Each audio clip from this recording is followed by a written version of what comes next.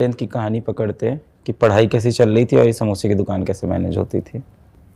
9th में ठीक था पढ़ने में। 10th में मैंने थोड़ा बहुत बोर्ड का वैसा रहता है ना कि बोर्ड है, थोड़ा डर लगता है बोर्ड से, पहली बार भी बोर्ड दे रहे हैं, तो थोड़ा ज़्यादा पढ़ना स्टार्ट किया था वहाँ पे। ज़्यादा भी नहीं, ऐसे बहुत ज़्यादा नहीं, लेकिन थोड़ा थोड़ा पढ़ते थे, 2-2 3-3 घंटे बस रोज पढ़ना। इस वक्त तक आपको ये बात समझ में आ गई थी कि पढ़ाई ही रास्ता है अब यहाँ से बाहर निकलने का, कि अभी भी बहुत सीरियस नहीं हुए थे? 10th तक बिल्कुल नहीं, 10th तक नहीं समझ पाया था। 11th में आने के बाद पता चला, तो समझ में नहीं आ रहा था कैसे पढ़ें, स्कूल भी नहीं जा पा रहे हैं, गाँव में ही हैं। तो फिर आपके लेक्चर देखे मैंने, यूट्यूब पे थे आपके पुराने वाले लेक्चर, तो उन्हीं से मैंने फिजिक्स पढ़ना स्टार्ट किया। पहली बार था कि फिजिक्स वाला से आपका इंट्रोडक्शन हुआ? इंट्रोडक्शन हुआ 11th में। फिर 11th में थोड़ा बताओ, स्कूल, घर, दुकान, पढ़ाई सब कैसे मैनेज करते थे 11th 12th में? 11th तक तो भैया ही रहते थे दुकान पे। भैया रहते थे। हाँ। फिर मैं 12th में, मेरी जहाँ तक मतलब मैं दुकान पे 12th से हूँ। 12th से स्टार्ट? हाँ, 12th से मैं परमानेंट दुकान पे लग गया। हाँ, परमानेंट मैं दुकान पे रहने लग गया 12th से। उस टाइम ऐसा अंदर से किसी हार्ट आई थी क्या, यार मेरा समय खराब हो रहा है, मैं पढ़ नहीं पा रहा हूँ?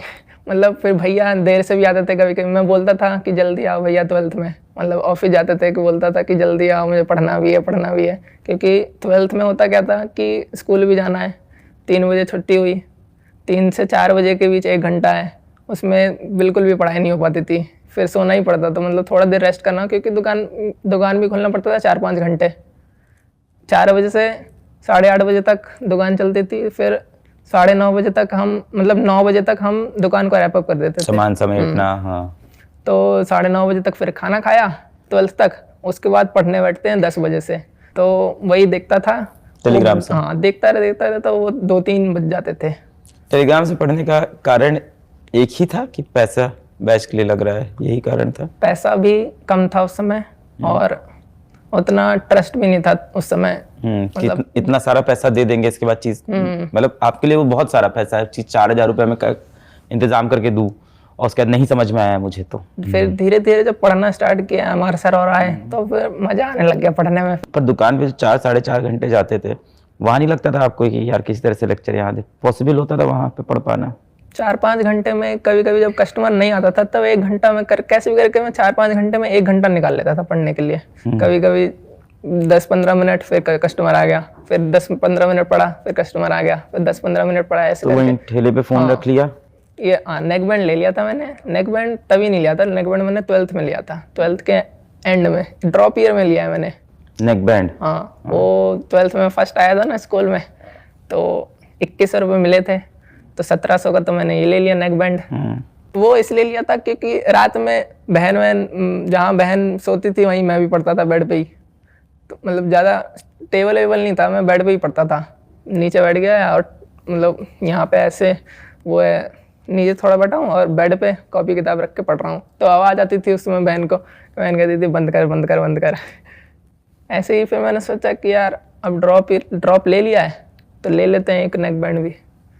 देखो ये बहुत बातें होती हैं कि मैं अपनी भी बात करूँ या कोई भी हम लोग बात करें, तो बड़ा ये प्रचलन है कि बड़ा रोमांटिसाइज करते हैं इस चीज़ को कि हम बहुत स्ट्रगल किए, हम जैसे कहानियाँ लिखी जाती हैं, अरे वो बहुत गरीब आदमी था, उसने बहुत स्ट्रगल किया, बहुत मेहनत किया, बहुत परेशानियाँ थी उसके जीवन में।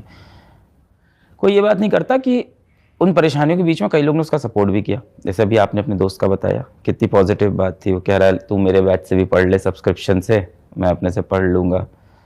तो इसलिए कभी कोई नहीं बताता आपके इस पूरे सफ़र में सपोर्ट कौन कौन कर रहा था? मम्मी तो हमेशा ही साथ खड़ी हैं। मम्मी तो बोलती हैं कि तू ही करेगा बस, तो ऐसे ही करते करते मम्मी तो पूरा ही पढ़ाती थी। जब भी मैं दुकान पर रहता था तो मम्मी बोलती थी कि मैं रह लेती हूँ दुकान पे, लेकिन मैं ही मना करता था, मम्मी को अच्छा नहीं लगता दुकान पे रखने में। कोई ऐसा समय आता था कभी जब तुम्हें लगता था कि यही तो भविष्य नहीं, यही दुकान ही मेरा? ऐसे ख्याल कभी आते थे कि यही तो भविष्य नहीं होगा, इसी को और अच्छा कैसे कर लें, इसी दुकान को यही शायद करना? सोचता था, मतलब आते थे, लेकिन मुझे विश्वास था कि मैं कर लूँगा। तो जब लक्ष्य बैच आधा पढ़ लिया ना, तब भरोसा हुआ कि यार ये काफ़ी अच्छे टीचर्स मिले हैं मेरे को, मैं उन्हीं से पढ़ना चाह रहा था। मैं सोच रहा था 11th का भी उन्हीं से कंटेंट मिल जाए कहीं,